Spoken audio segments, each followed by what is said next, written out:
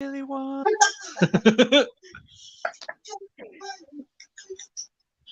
Hello, everybody. Christopher Shire here with Open Minds Productions. We are sitting with Cassidae Lightwing and Kristen Harding right now, and we are going to be interviewing Cassidae on his Enlightenment Awakening testimony. I'm doing this for my book that I'm writing called Higher Learning for the Open-Minded, and I'm reaching out to other people with similar stories that can help me collaborate some together and form a book. And this is the final chapter of my book, and it's dedicated to you guys. So Thank you. I'm going to hand over the mic to Cass, and we will hear his story. Cassidae?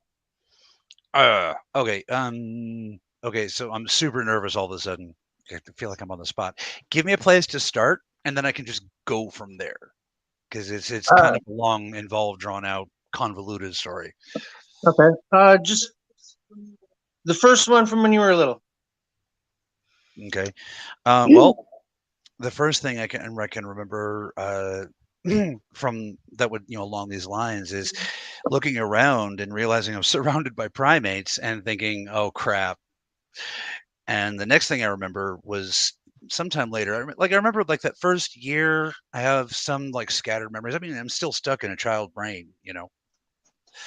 So, but early on was a lot of trying to reach across and understand humans. Like I didn't realize that you guys are closed off from the fifth dimension, hyperspace, whatever you want to call it. I thought everybody was playing a game of pretend. I thought that you could all see it, You didn't but understand the veil? right. I mean, and not like this. It was very, very, very strange. So the first years of my life were spent trying to reach across and interact with humans. And then I finally realized, oh, we're supposed to pretend. Um, my training in human, you might want to call it magical physics, I guess, began when I was 5 years old, which has been a topic of some controversy. My aunt, the one who has been interfering and creating all these scandals, she likes to bring up that when I say that I've been walking the walk for 35 years, oh, then he would have to begin when he was 5. Yes, that's when I began. You know, I should go into my father a little bit now.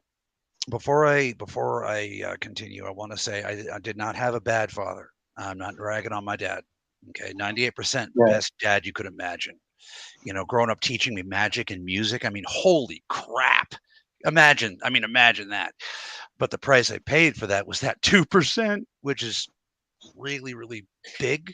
But I'm not ragging on my dad. I love my dad. Okay. Right. So my father, Edward Dunning, my real name is Dunning. Lightwing is there's a whole story behind that, but he was a student of Aleister Crowley to the point Okay. where he was a high master, or whatever you want to call it, in a branch of the Golden Dawn. Now, a lot of the people listening to this will say, well, but Cassie, the Golden Dawn's been gone for 100 years. No, they haven't. They're not gone, guys. Point of No. fact, they're making a big comeback in a big way with the internet now. They just went underground. Right. I've heard of the Which, Golden Dawn. yeah.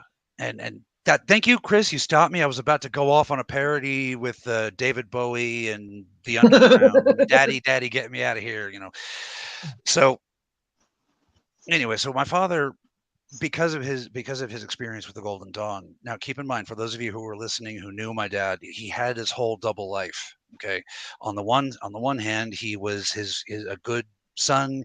He was a questioning Jehovah's Witness. He questioned it, but he was still a good Jehovah's Witness and just a musician who's trying to make his way around. In reality, he had aspirations of major genocide. So yeah, one of the things that he had wanted me to do using my connection is basically find the way to undo the DNA of every man, woman, and child with English blood. So yeah, this is the way he wanted to use me. So because of his connection with the Golden Dawn, he understood that children come into this world awake. Children come into this world completely enlightened. They just forget, Yeah. All the indoctrination and all that. Exactly. And, Yeah. and we can't even blame society. It's just physics. Okay, the concept of learning language kind of locks the mind into a certain state. Like, what color is this? It's what you're programmed to call it. It's black. Right. There you go. I like that. That's all the colors mixed together. Ha. I like that. So most people in the Western world would say blue, but for all of human history up until the last couple of 100 years, most of the eastern hemisphere of the planet would say this is green. Mhm. Okay, they could not differentiate between blue and green until they understood that they're two different colors by Western standards. You see, Right. so the veil effect, what you mentioned the veil earlier, and that's very, very appropriate here. The veil affects way more than just whether or not you see little green men as little green men. You know, it affects everything. Color theory, physics theory. What shape is this? It's a square. Okay. Children don't come into the world knowing it's a square. Children come into the world knowing that it's an infinite combination of shapes, colors, and concepts that presents as a square because all the grown-ups believe it's a square. Right. Okay. Babies understand this. They just forget, Mhm. So when I was 5, my father started the process of making sure I don't forget. When I thank him for that. Yes, sir. No, I'm waving at all the newcomers. Oh, Hello, everybody. now I know how that feels. Okay. Gotta remember that. So, but yeah, so he wanted to make sure I don't forget as much as possible. Now, this, on the one hand, this is because as a father, he wanted his son to have the advantage. But on the other hand, that cultist part of him, he had a use for me, you see. Right. So he would teach me human magics, human histories, perceptions of magics, perceptions of mythologies, and all that. So that, and this is I wish I was making this part. Guys, I swear to God, I'm a writer, I'm an artist. I would make up something way better than this. He wanted to use me as a demon of music so that he become the next Bob Dylan. Mm. And I really wish there was something more to it than that, but there really wasn't. You know, he would send me off into, like, you guys need to take things like DMT to achieve this level of dimensional travel. He would just send me. I would have to find out where does he have to go to catch the next musical wave. What does he have to play? Whatever. And then if he didn't like the answers, it was punishment time. You see? So he was asking you to tap into frequencies that most humans could not. Right. And he understood who and what we are. He understood that the star seeds were coming before. He was part of the spiritual movement that inspired Karen Carpenter to write that song that I can't remember the name of. Sorry, Mom. Calling occupants of interplanetary craft. Yes. So my father was part of the movement that inspired that, you see.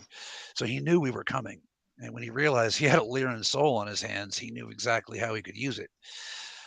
But in the beginning, the reason why he set the whole thing up is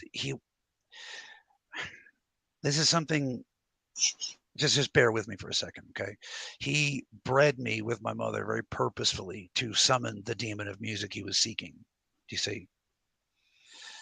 Now, for those of you who don't know, Lyrans we are very, very, very in tune to music. Music is life, literally. We can actually gain sustenance and feed off of good music, okay? So when he realized what he actually had, you know, he tried to use it as best as possible. And as he started to talk to me, realized there's a person in here, not just a tool. That beautiful father, that father energy came out. You see what I mean? So it was a really confusing thing for both of us, So yeah. Can And then I when fill in a blank? please. Okay. So your father summoned you Yeah. from beyond the veil, Yes. and your mother, being the beautiful soul that I believe her to be, said, yes, you can be my child. Yep. So to go back and explain that a little bit, Aleister Crowley's big thing was the empowerment of humanity. He wanted to empower humanity by giving humans all the knowledge. I don't think that was a good choice. I don't. However, there Knowledge was in the one. wrong hands is dangerous. Exactly. People don't know what to do with it. I've discovered this. I didn't used to know this. But anyway, there was one ritual that he wouldn't do, which was to awaken a child in the womb. And the reason why is because it yanks a consciousness from the other side. It's not ready, you know. It's got to Now, integrate. right. Now, if somebody out there who knows the Golden Dawn better than I do, please chime in, because my perception of the Golden Dawn is warped by my childhood. So please chime in if you know what ritual, please. But anyway, so you guys can look it up if you like. But something I would discover later in my life is that there was a lot more to this concept than just him telling me this while he was high. Understand at a certain point in my childhood, as I decided this was all bullshit. It was around the time Return of the Jedi came out, and I'll tell you why a little bit some other time or a little bit later if you like. But I realized it was all bullshit. So I tried to force myself into a box where all these memories and whatnot from my past lives were just for my own benefit. I'm a brilliant artist. I'm the ultimate. I will make a comic book, and it will be the ultimate. Look at me. I'm so clever. Ha ha ha ha. I'm so humble. Yeah, right. But I was trying to run. I wasn't trying to accept any kind of enlightenment. I was trying to just run. And then I got my skull crushed in by a couple of different events, leading to massive brain injuries. And so that was my excuse to leave it all behind. And so when I was 17, I think it was 17, one of our friends got discovered that he had systemic cancer, all of it, all of the cancer. And one of my friends, a very deeply spiritual woman, she's like, Cassidy, I know you can do this. Please save Johnny. And I'm like, you're not dragging me back into this. And she's like, yes, I am. No, I don't care. I'm not doing this anymore. And she says, okay, Cassidy, I will perform the sex act that you always want, but I never give you if you'll just try. And I'm like, okay. In my defense, folks, I was 17, okay? 16, 17, something like that. So I did my thing, and Johnny's cancer went away. And I was shocked and stunned. At that point, I had a choice. As a scientist, you don't leave something like that to lie. You don't just ignore that, So I got into it very, very deeply with higher sciences, what I understood already of physics, and then building on that. And the deeper I got into studying what you would call Newtonian physics, the more I realized that it's all real, all of it. Maybe I remember somebody's name wrong. Like I pronounce our home planet Malakwa. Some people say it, pronounce it a little bit differently, but it's all What about Arimathea? Arimathea is a whole nother thing. Arimathea is a freaking country. This is not around anymore, but like Joseph of Arimathea, Arimathea was a place, I thought it was connected with Lyra. Maybe. We have a lot of connections on this world. That's one of the reasons why so many of us came here when our world exploded. I mean, our people have been brothers for way longer than you suspect. That's one of the reasons why we're so angry. We come back here to find our big brother has gotten his head caved in by some thug, and it's Morbin time. Sorry, that was an obscure reference. It is time to kick butt and chew bubble gum, and we are all out of bubble gum. No, you guys are our big brother. We've come to you for wisdom for thousands and hundreds, probably millions of years by some people's reckoning. Definitely pre-Atlantis. We would come to you. You're our big brother. And I don't know if you guys have ever seen a little sister defending her big brother, but it gets crazy. Mm-hmm. Well, to a little sister, big brother is almost like a hero or a god. So yeah. Yeah. But just imagine your little sister is Wolverine, and then that's the situation. Oh my goodness. But yeah.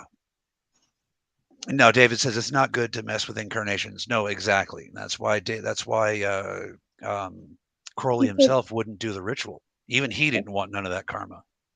He said incantations. Yeah. Not incarnations. Oh. Well, I have a little green button that looks like a G. I know. But I read it and then I had to reread it myself. Oh, yeah. That's why I was correcting. Yeah. So that was basically how I got my start here. And so for those of you who wonder why I seem so scattered and confused, this is why.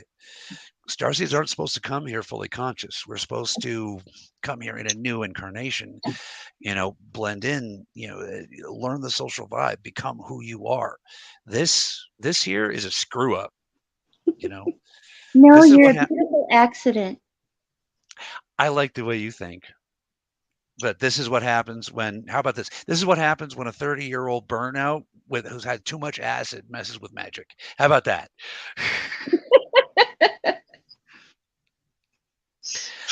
So yeah, that's why I have a different point of view and why I seem so thick-headed. It's just the language barrier is so intense. I was barely an adult when Malaqua blew up. All right, but that's still about 600 of your years. So imagine you as a 600 year. Well, that wouldn't work because you wouldn't. Okay, so imagine We would you. mature. Right. So imagine you as a teenager just suddenly finding yourself somewhere, and it's. I mean, I trained for this, but this ain't what I trained for. Does that make sense? So. I want to Yeah. So. rewind to where you say that starseeds don't come in knowing everything. Nope. I want to say it's because there's so many pieces we have to put together or to put together. Exactly. See, I think So we could all agree. the scatteredness is kind of like why that is, because everything is scattered. Like all the clues are put in different places that we have to find them, pick them out of the mix of bullcrap, and then put them together. We have a Exactly. jigsaw puzzle of memories. Exactly. And the process of, as you said before, the path of enlightenment, just as you could call it a side effect or part of the process, either way you perceive it, part of the path of pursuing enlightenment is remembering your past lives. And Yeah. that includes the incarnations on other worlds, including my world. One of my favorite moments when I'm talking to one of you guys that's gifted is when they remember their incarnation back then and they remember who I am and they're like, "You're just a kid. That's what I've been saying." Like with Opal Moon, when she remembered, she was like, "You are, oh my God." And I'm like, "Right? That's who you are? Yeah." I mean, I was a nobody, So, Yeah, whatever. well, by human standards. Okay, so imagine a world where inherited titles and inherited glory do not exist. Okay, so my father was Maka, one of the kings on Malaqua. So technically, I'm a princess, but that gave us nothing. All of his children, all of his cousins, everyone has to earn their own. So the fact that my father was a king means nothing. I have almost no deeds to my name. I was barely an adult. I was basically a pediatrician, basically a doctor. You know, I was nobody. I was like Doogie Howser, basically. If Doogie Howser's somebody, then okay, I was somebody. But like you get all these star seeds are like, oh, I was the princess of the Andromedan strain, and it's like I read Michael Crane, that don't work. But you get all these all these star seeds who claim to be somebody great, and it's like, do only the great ones get to incarnate here? I mean, what's going on? I am live, boy. What's up? Well, since you're pausing, Okay. I'm going to say I don't agree that only the great ones incarnate. I think normal, everyday people incarnated too. And Exactly. yeah, I don't think you have to have like a huge title, just a desire to want to come back and help those people that you once knew or you remembered or you heard the distress call and said, "Oh, I'm coming." Exactly. Mm-hmm. You're not Yep. alone. And I'm sure a lot of you will agree. Earth screams can be heard many dimensions away. Earth is screaming very, Oh yeah, very hard. So, I agree with that. yeah. So it's just And that's not like rocket science to click in on that one. nope. I mean, they started to be able to detect the sounds that planets were making back in the 70s. They actually released an album with the sounds. They called it the music of the spheres. And you would think Heard that of from that. that point, I'm so glad because sometimes I worry, you think that from that point it would be logical. Okay, so if there's sound, should we try to take some linguistic pattern? I mean, it's just good science. Should we? Probably not, but we should check. But there is a pattern, and the planets do speak to each other in a fashion. Not like they're like dudes Through the floating around like, ether. "Hey, how are you?" But the planets are entities, and Earth is Yes. screaming. So I yeah, believe they communicate through the quintessential ether and yeah, through their frequency vibrations that they emit. I agree with that. And I believe that all of us as children of Terra, including me, because I was born in Denver in 1978, folks. Mhm. So, but all children of Terra can tap into it. It's one of the big mysteries out in the galaxy is why can't you humans hear it? What is going on? You know? I can hear. Actually, I want to compliment on that. Like when I'm at my mom's house, she lives up on a mountain and it's really quiet in the morning. But as the sun rises, I can hear the frequency. It sounds like a harpsichord playing. Like, Ooh. yeah, you can hear the frequencies warming up in the sunlight, and it's really beautiful. Do you hear the chords? Yeah, Yeah, I do too. Candace says, if the earth is screaming, then it means our bodies are screaming too. Well, yeah. yep. I mean, look, here's where the science and the biology comes in. I mean, just look at the number of digestive problems that humans have been having over the past 30 years. 30 years ago, there was this I want to say fibromyalgia. That's not the kid, but a lot of the like Crohn's, this didn't exist. A lot of these digestive problems and bone problems, like your bodies are screaming. You're just so used to it, you don't notice most of the pain you're in. And I'm pretty sure most of you guys will know what I'm talking about. You ever do that where you fart and it's so relieving that you didn't realize how much pain you were in? Kind of like that. Well, if you think about the lack of nutrition that we are getting from the food that we plant, or even from the food that we garner from the like grocery store, Mhm. it's not as nutrient dense as it used to be because they Right. have tried so many things to resist the pests and induce the growth and GMO, my goodness. Well, So at one point our they bodies figured, don't know how to do that. yeah. Well, they went. Can we make a crop that bugs won't eat? Yes, but then you got to figure out why won't the bugs eat it? Why won't the animals eat this? And it will be discovered in the future. And mark my words, you heard it here on Christopher's thing first, folks. But it'll be discovered that they basically changed the DNA of the certain plants, wheat crops and whatnot, just too much. The body, it can't digest this stuff, not completely. Nope. Candace mentions leaky gut. Exactly. Okay, Celiac disease. Yeah. yeah, and there's a whole number of things, but mostly I want people to look at the psychology, look at the hysteria. Y'all know something's coming. Okay, you can tell. Mhm. Everyone around the world can feel time's almost up. Something's about to happen and it's going to be bad.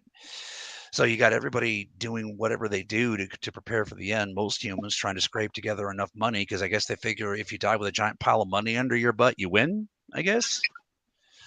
No, it's to bribe the people to keep you safe once everything goes down. Yeah, but then money's going to be worthless. So what's the point? I mean, Yeah. it's all confusing. David says, "Get back to Cass's testimony."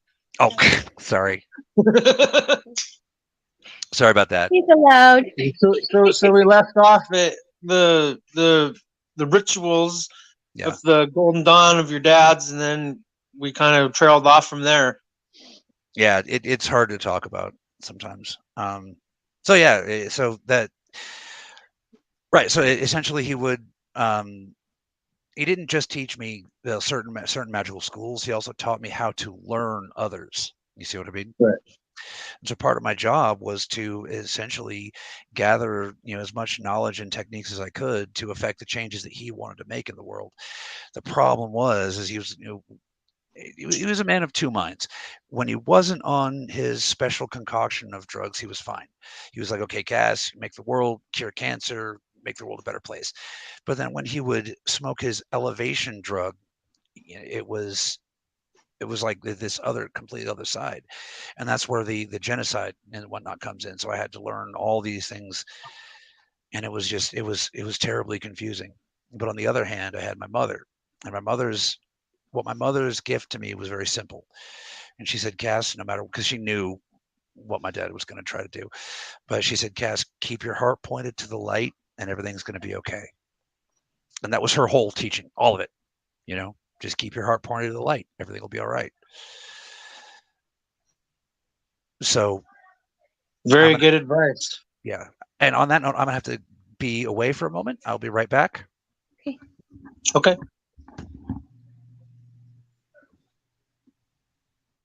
You are excused. Do you identify as a starseed, Chris? I don't know. I always felt like I was an indigo. Okay. But, I've looked up all the traits, and like my normal self would agree, but, there's other people, many people that would agree otherwise. But I believe I'm an earth child for, the main part. I love nature and animals and stuff like that. I don't really like people too much, but I am a people person. There's certain people that are harder to deal with. Yes. I understand that.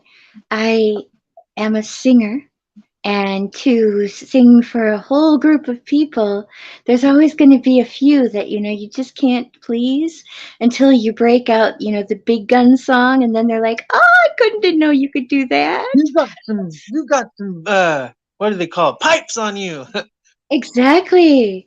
I do a lot of karaoke myself. I did Stairway to Heaven, and the karaoke host, when I got done, gave me a great big hug and said, I have never heard anyone sing it like that before. You have some pipes. And that was just such a compliment. You can't always please everybody, but as long as you please yourself with it. Right. Corey says you can't always please everyone, but as long as you please yourself with it.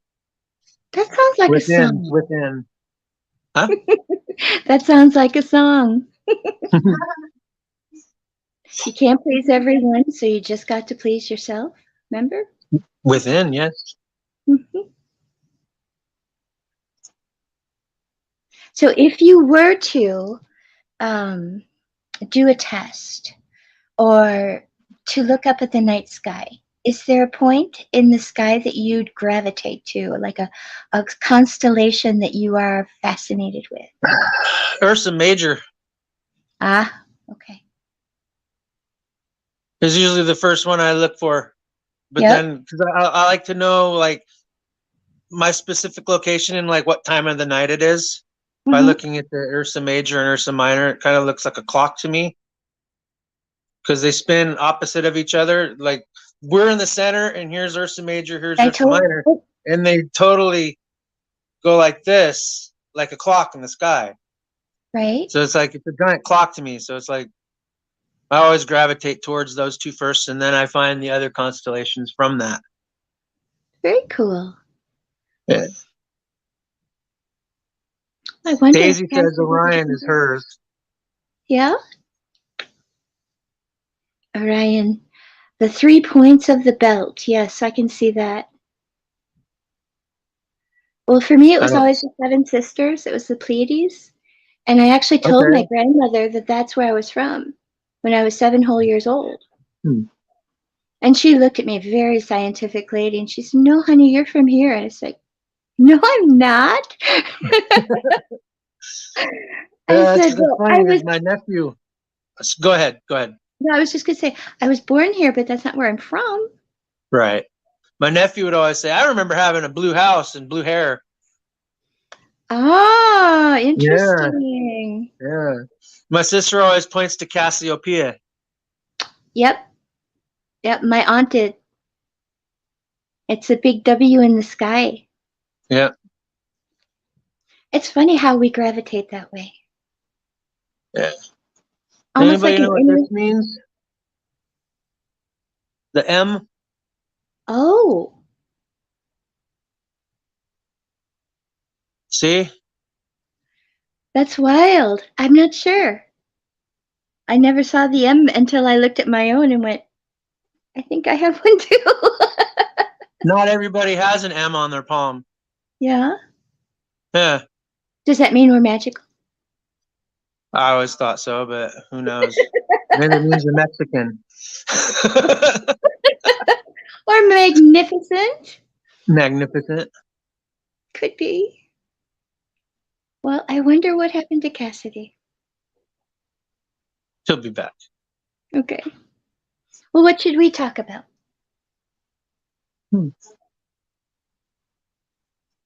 You. Oh, okay. Okay. From a very young age, I always knew I was different. I was very different from the people in my family. I was the first child, my mom's first child, and I was born O positive and she's O negative. And that's not supposed to happen. An O positive child born to an O negative mom almost never happens. So I started asking questions like, in the late 80s, early 90s, there was this new age kind of movement. And I started asking questions about how that could be because I'm pre-ROGAM. There was no ROGAM shot. I was born in 1963. So that shot didn't come out, I think, until 1967 or 68. And that, Isn't the shot the same in reverse too for a positive to have a negative baby? I don't know about that. I think it's okay. okay for a positive mom to have a negative baby, but not the other way around. Okay. It just doesn't, it's not viable. So Okay. there's been some speculation in some of my spiritual friends that there was a manipulation in my DNA too to make sure that um, let's say Pleiadian DNA came through.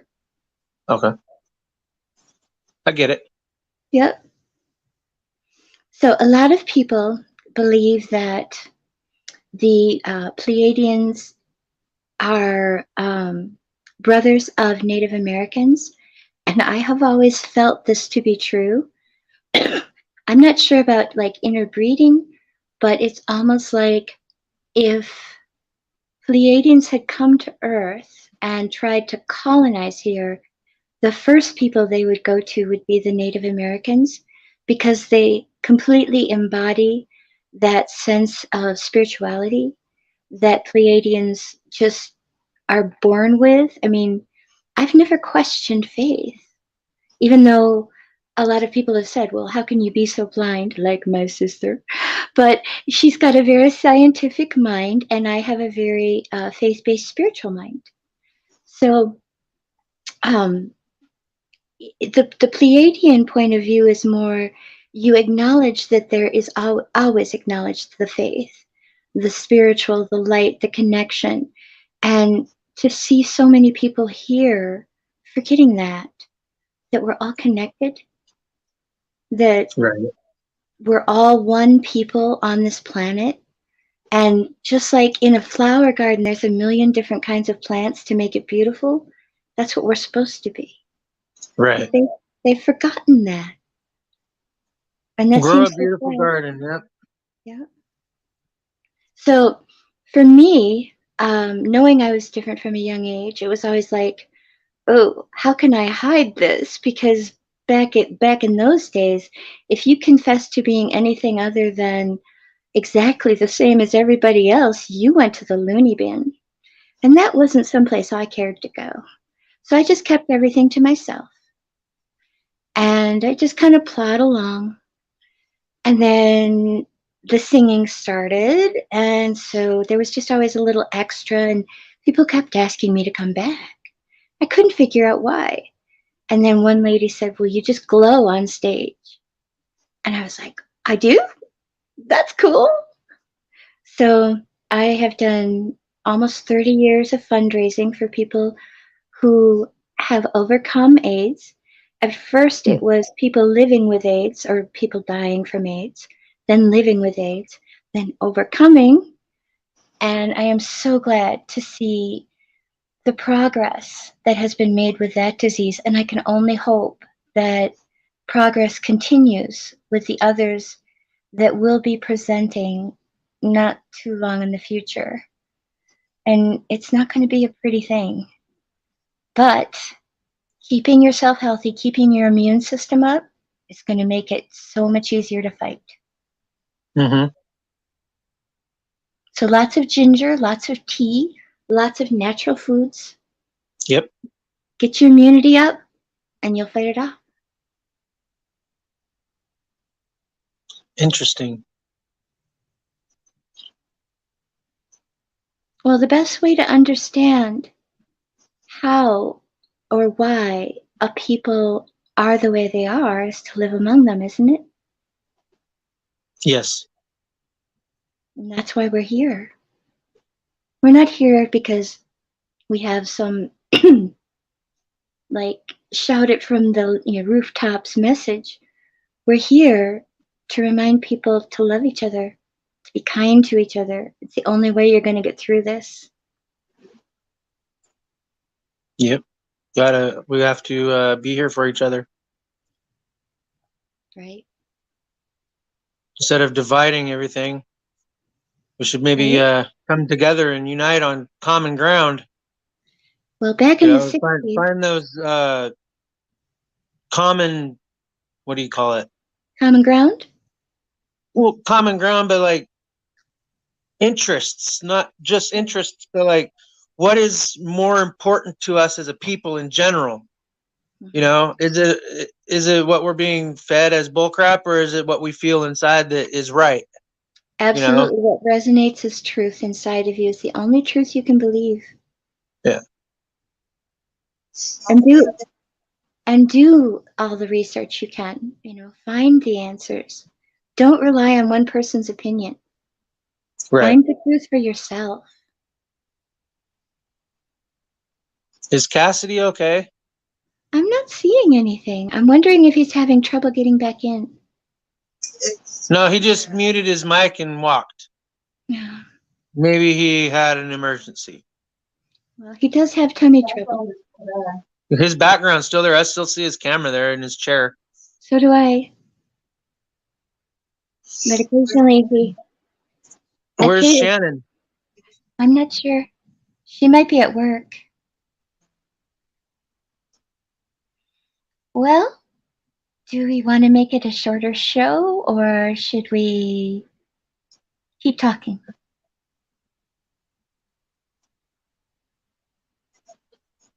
How has this affected your life? Oh my goodness. Well, I kept, excuse me, I kept everything so locked in for so long.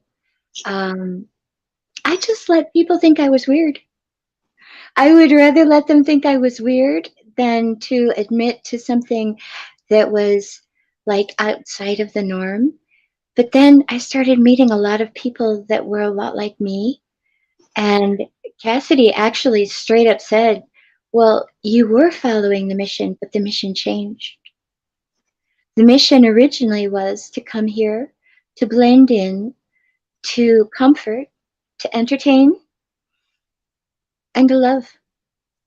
And I thought I was doing everything I was supposed to do on my mission, but then I found out now we are at a point where we have to identify ourselves and say, yes, you do have help from the stars. They are here. We are here. You are not alone. Never thought we were alone since I was a kid, but there's certain things that I've witnessed in my life that, not everything I've revealed, and a lot of it I'm like just not ready to talk about, and like could probably throw me in a loony bin if I said some stuff, but I'm getting to the point where I'm not afraid of that. It's more so like, I guess, being believed. Right. Well, there's a spiritual family out there, and we're all connected. And when That we I meet agree up with. again, when we meet up again, we somehow know. Yeah. I'll take my spiritual family any day. They're so fun. That's awesome. Mm-hmm. Oh, don't get me wrong. I love my regular family too. It's just spiritual family. You can talk about anything. Okay. Well, let's make this video part 1 Okay. of Cassidy's thing, and then we'll come back when he's available, and we'll do a part 2. I think that sounds excellent, continue. Chris. Thank you Okay. so much, Christopher. I'm speaking for Cassidy now. We appreciate the opportunity to be on your show, and I Anytime. apologize. I apologize for the exit. Don't know quite what happened, but I think it's technical. Yeah. Things happen. That's fine. Right. We still have a good show out of it. Awesome. All right, everybody. Do you have an outro? Do you have an outro? I was just about to make one. All right, everybody. Thanks for tuning in. We will continue this session on a later date. I will keep everyone posted on this, and hopefully we can continue. It's a very interesting story so far. Thanks for tuning in to Open Mind Productions today, and we will, with that, say farewell. Thanks for having us. Bye. You're welcome. Bye.